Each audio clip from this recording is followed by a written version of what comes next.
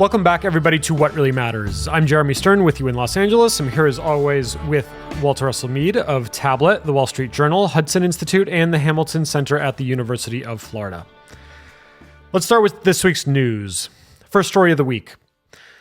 Vladimir Putin ordered Russia's military to refrain from striking Ukrainian energy infrastructure for 30 days, but stopped short of agreeing to an unconditional ceasefire.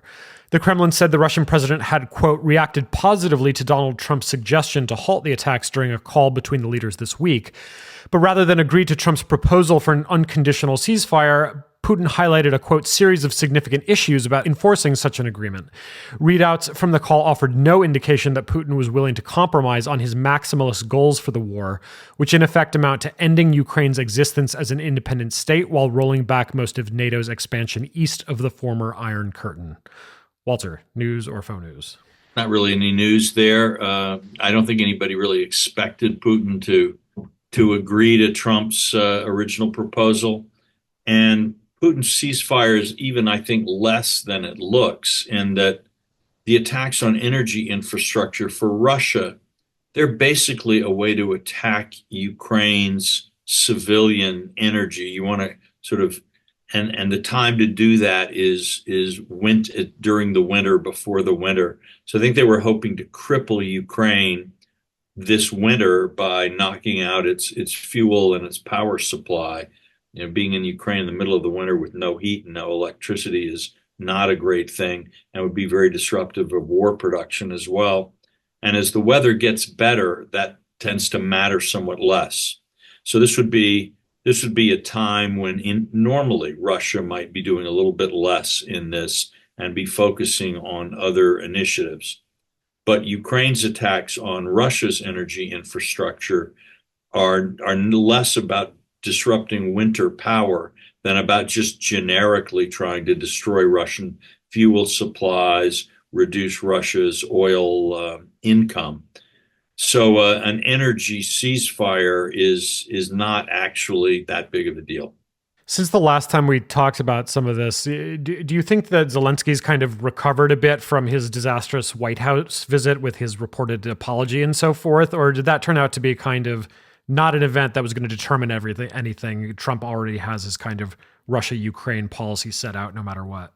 No, I think Zelensky has found his footing a bit. You know, he certainly hasn't sort of been playing the martyr, trying to sort of say, oh, Trump is mistreating me, stuff like that, which would only deepen the rift.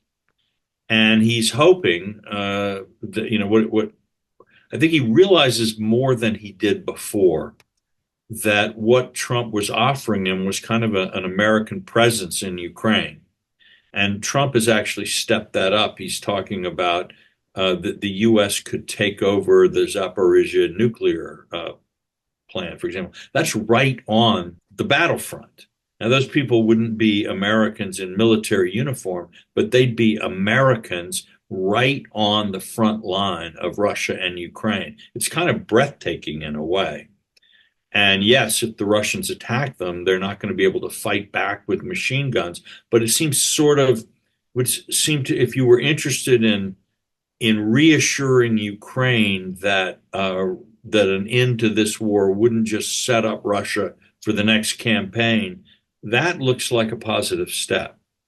So I think Zelensky has recalibrated his expectations and his strategy a bit.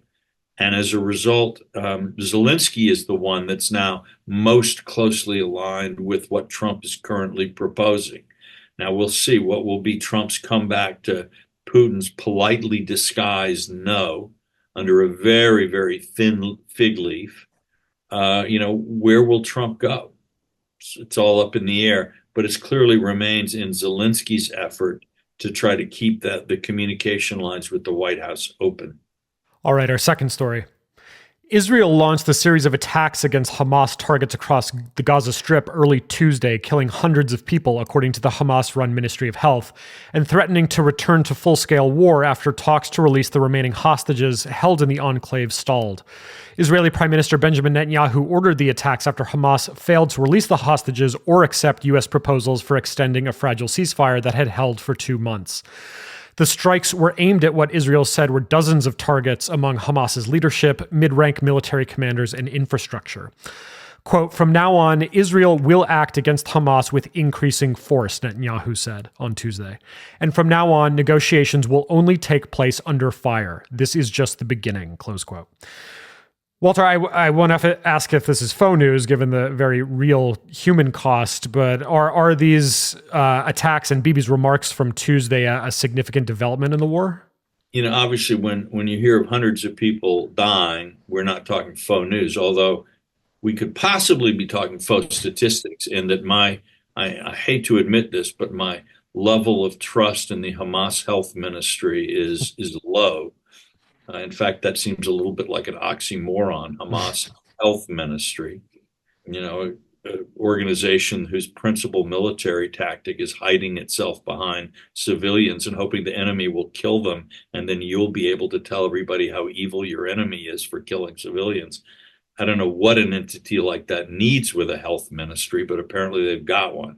Anyway, the problem here in some ways is that there's no rational reason for Hamas to give back those last hostages under current circumstances, because it's pretty clear that if they simply hand over the last hostages, Israel's response won't be, okay, well, now it's all over. We'll all go back to business as usual. It'll be great. Now that the hostages are out of the way, we're really going to come in and kill you all.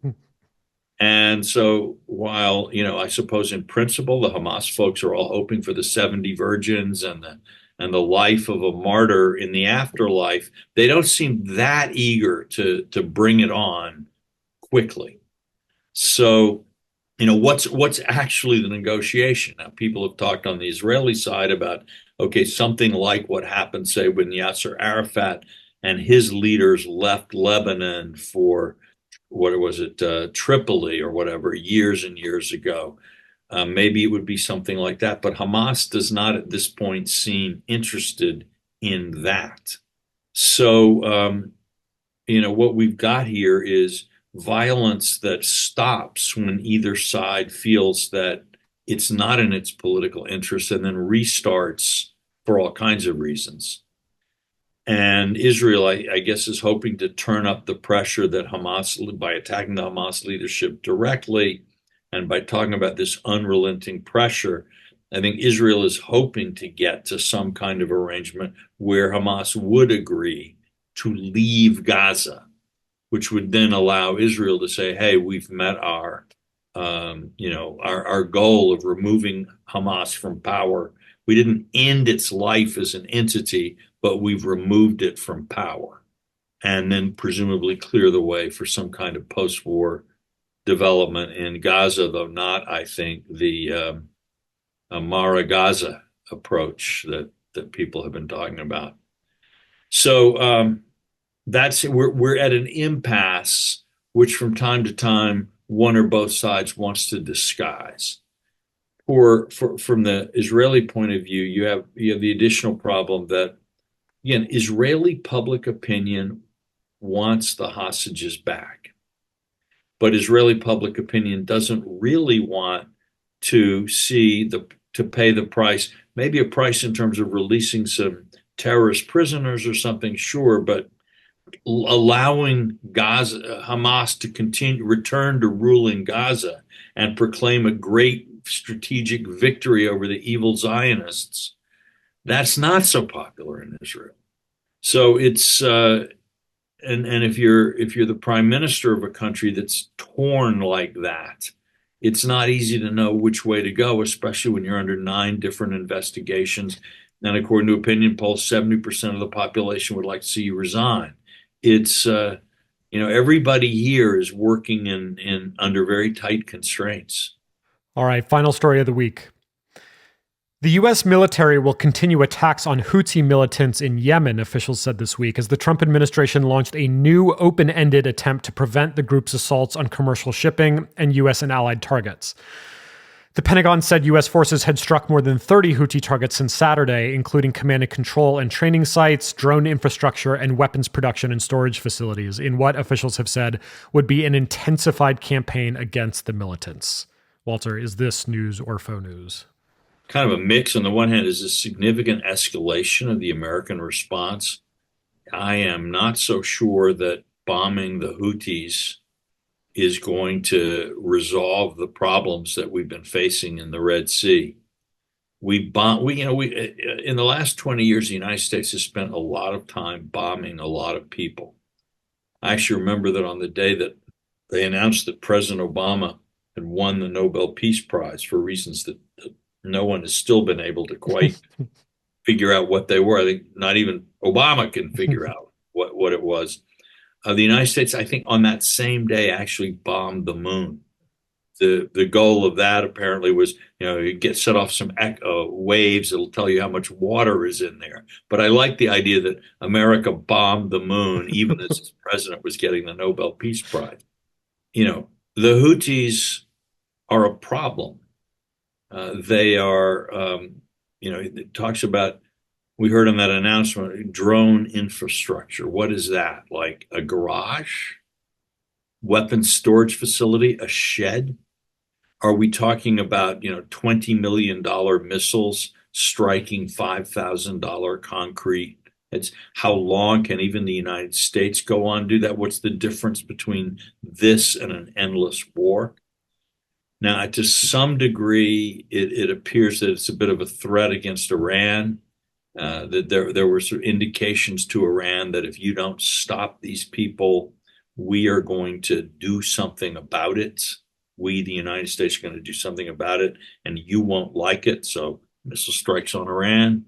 I don't know. We have at the same time, we have this 2 month, this letter to the Ayatollah saying you've got 2 months to meet some kind of a deal. Does that mean we would retaliate against Iran even before the 2 months are over? It's all things are moving fast, and it's not easy to see exactly what's happening. But will this stop the Houthis from attacking shipping in the Red Sea? No.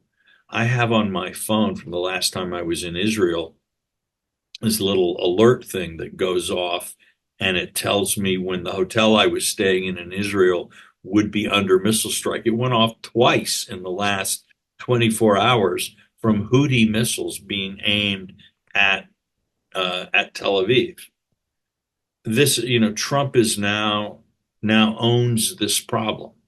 And is the United States going to sit passively by while this ragtag militia closes one of the key water routes in the world, the Red Sea?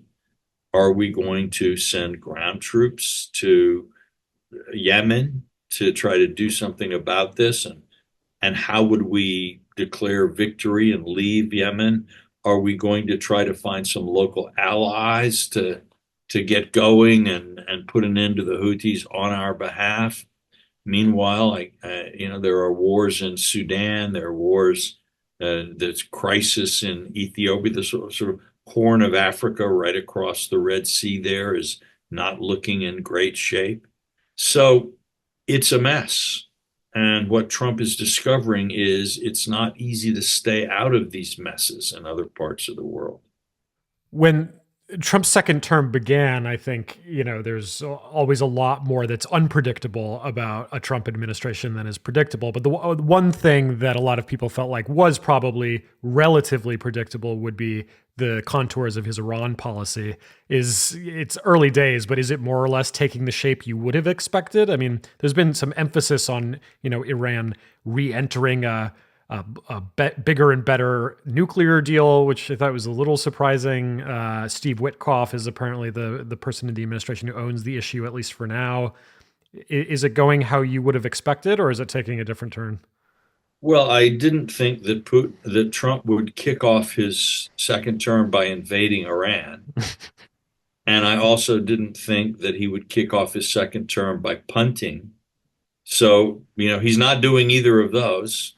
And I think the option of a better nuclear deal with Iran didn't really exist a year ago when Iranian proxies were running the table across the Middle East.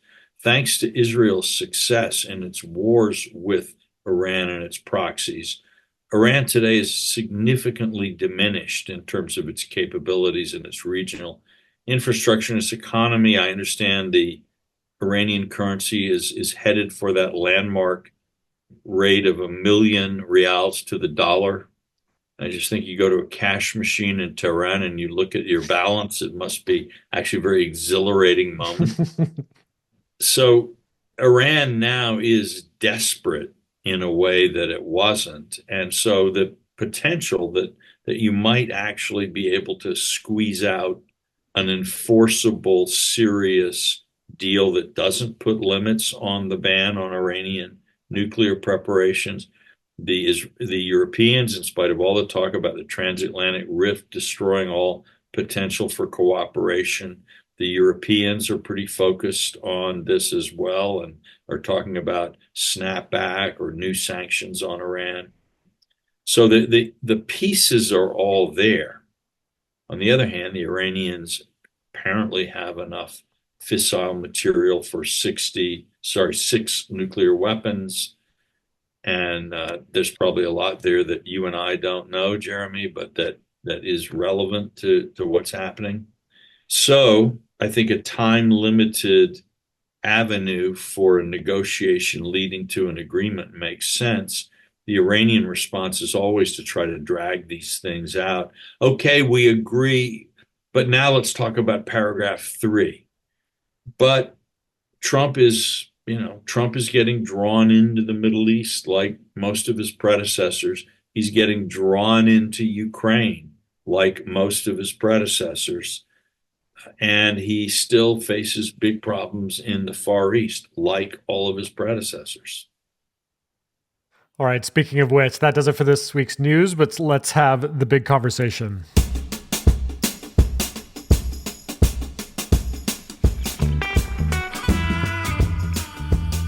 So you wrote this week, Walter, about China's increasing activity in the Taiwan Strait, in the Indian Ocean, around Myanmar and Thailand, in the field of AI. And you wrote, quote, Team Trump wants to break up the alignment among China, Russia, and Iran by intimidating Iran and seducing Vladimir Putin. China will use every asset it can muster to keep the Axis united and to keep its fellow revisionists pushing back against America's international position. China's steady progress toward key goals in the Indo-Pacific reminds both Russia and Iran of the limits of American power and will encourage revisionists everywhere to stay the course. So it's been a major theme of this podcast in the 18 months or so we've been doing it, that we are living through possibly a kind of pre-war period of history. I guess my big question here to start on the back of your column is, do you think we're approaching or maybe even passing the point of maintaining effective or credible deterrence against China along, multiple dimensions in Asia and elsewhere? Well, I have to say, as long as the PLA isn't occupying Taiwan, deterrence is not. They are deterred. Yes, right, exactly, because they're not voluntarily refraining from uniting Taiwan with the motherland. Mm-hmm. So their deterrence is not dead. But it is true that look, China is there every day. A country like Thailand, a country like Burma, Myanmar. China has commercial interests.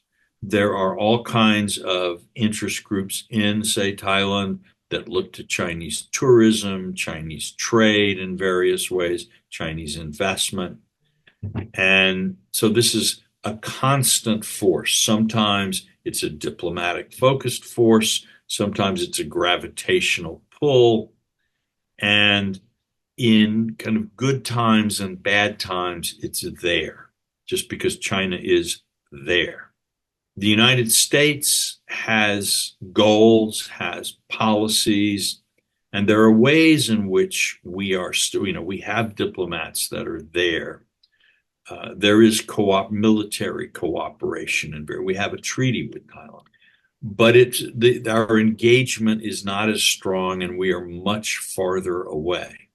So watching a country like Thailand, which has survived, Thailand was never colonized because it managed to sort of play the English and the French off against each other. And, there's a great Thai saying, give the foreigner a lot of face and send him away happy. The most important thing there is send him away. And so the ties are very good, very sensitive to reading the currents of great power politics. And the fact that they found it was more expedient to send these poor Uyghurs back to China was an indication of which way they think the wind is blowing. Now, to be fair, that's partly because they don't think Trump cares as much about the Trump administration cares as much about the Uyghurs as the Biden administration does and did. And I would hate to be cynical, but that is possibly the case. So that for them, it looked like something of an easy concession to make. Nevertheless, it says that a key country in Southeast Asia now prioritizes a strong relation with China.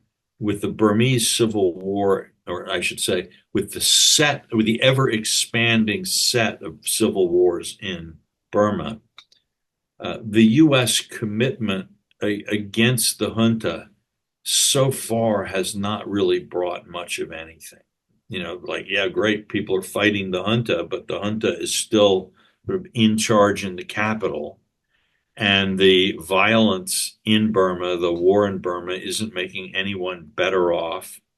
It's not, and China finds again, you have lots of armed factions, you have lots of interest groups. This is a very nice fishing pool for China to be dipping the fishing pole into, the bait, see what you can catch.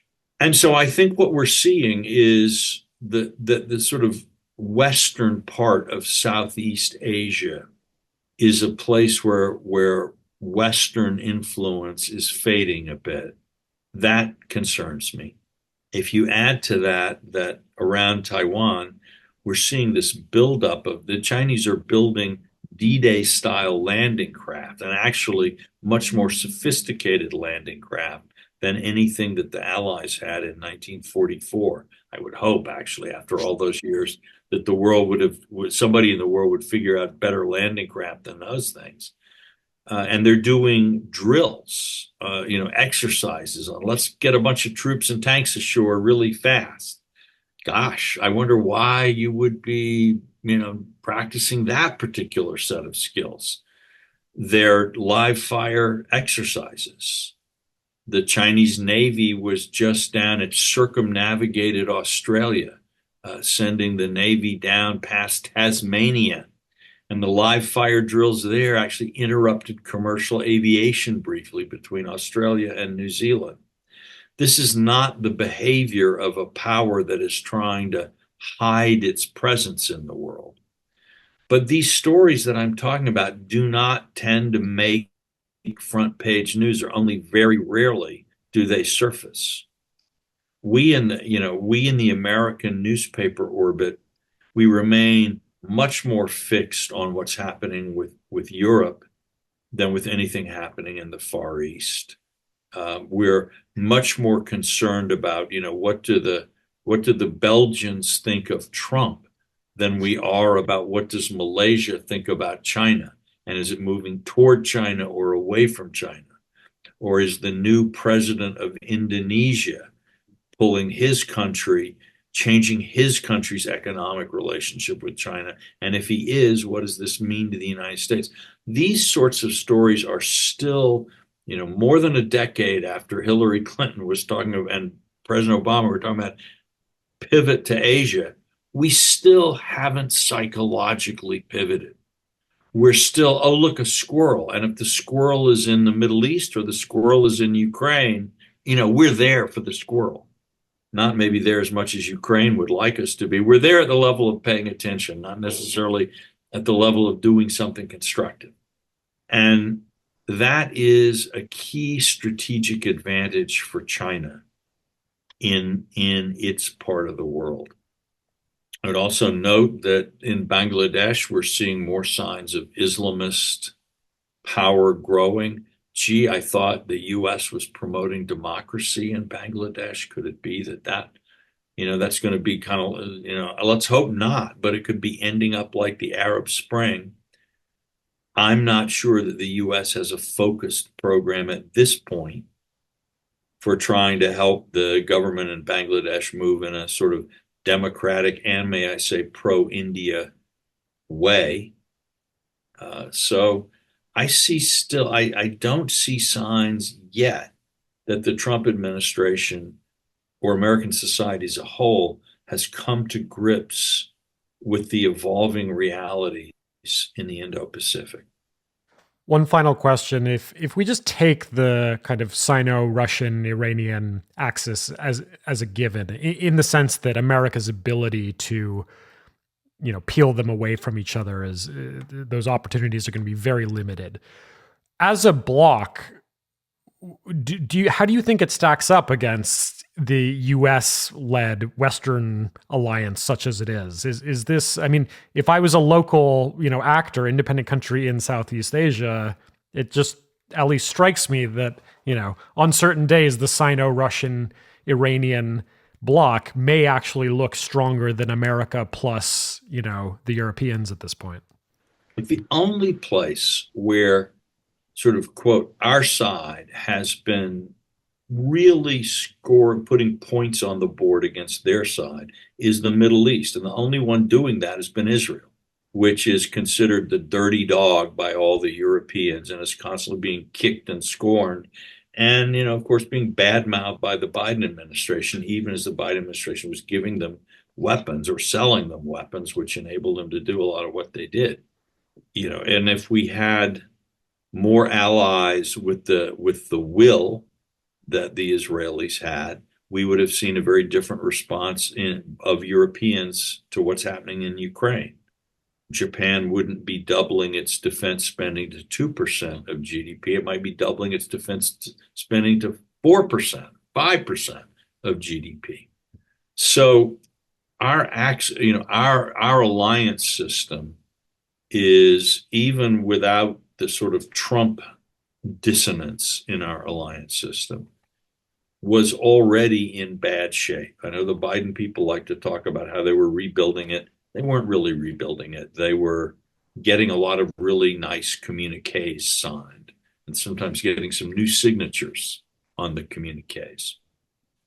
But when it came down to actually reversing the progress that the other side is making on the ground, the only place where you can really point, I think, to concrete victories is in the Middle East against Iran, the weakest of the three.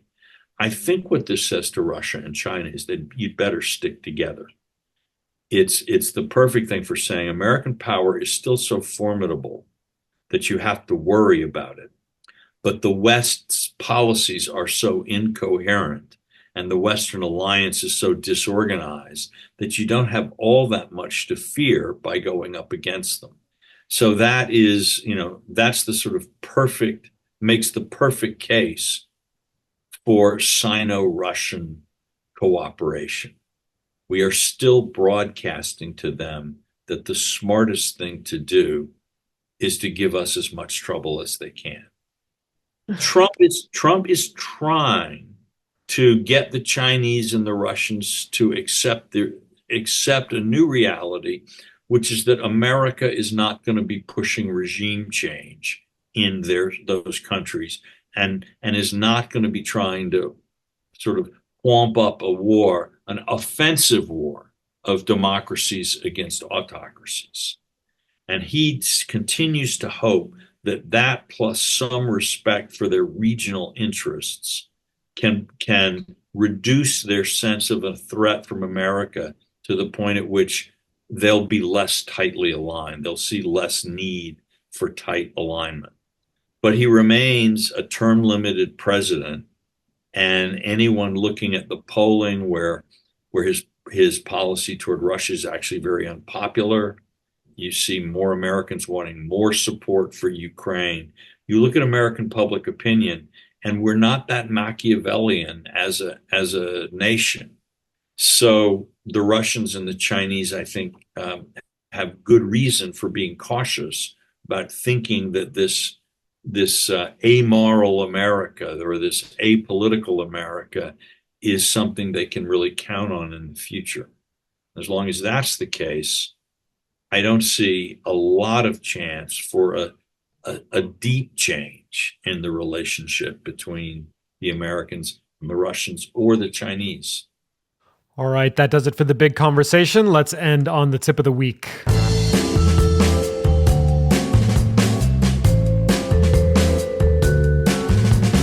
Walter, this week it's your favorite Russian novel. Which is it? Which is my favorite Russian novel? Wow. So many to choose from, and so many are so long. I do remember how egotistical I and my friends were back in high school when we read Day in the Life of Ivan Denisovich, the great novel by Solzhenitsyn, and we thought that, the life of a Zach, of a prisoner in the Russian Gulag, was so much like being in a boys' boarding school in Massachusetts in winter term. Cold, miserable food, set at absolutely horrible tasks by sadistic masters. Exactly the same. Yes, well, I guess I kind of go for Dostoevsky over Tolstoy, which are the two that people compare. War and Peace is a great book, but there's something about Tolstoy that for me, he doesn't have the kind of edginess of Dostoevsky. And Dostoevsky seems to have had this vision of the horrors that were waiting in the future. If you think about The Possessed, Crime and Punishment, he gets it. He feels that, that volcano, that terror that's out there and is coming. And so I guess I mean, Turgenev, Fathers and Sons, that's a great book. But I think I would probably have to go with Crime and Punishment as maybe, I think, there's Brothers Karamazov too. Let's not. So something by Dostoevsky is my favorite Russian novel. I mean, I remember in Brothers Karamazov, there's that incredible narrative of, the woman who was burning in the flames of hell in a lake of fire, and an angel comes along. She says, help me, help me. He says, well, have you done any good deeds in your life? And she thinks, it takes her a while. And she says, well, I once gave an onion to a beggar. So the angel hands her an onion, and she grabs it, and he starts pulling her out of the lake of fire. And as all the other sinners in hell see that what's happening, they all come swimming through the lava, boiling fire to get a hold of her so that they can be pulled out too. And then she starts getting worried that, with all of these people, the onion will break. And she starts kicking them away and saying, no, it's my onion, it's my onion. And at that moment, the onion breaks and she falls back in. That is such sort of, in a very short space of time, such an elegant and psychologically unforgettable, psychologically astute portrait of what's wrong with us as human beings.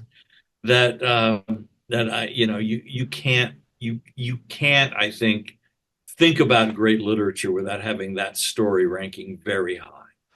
All right, there you have it. Thanks to our producer, Noam Bloom. Thanks to Will Cummings at Hudson and my co-host, Walter Russell Mead. I'm Jeremy Stern. We'll see you next week. And until then, please go rate and review us. This helps other people find the show.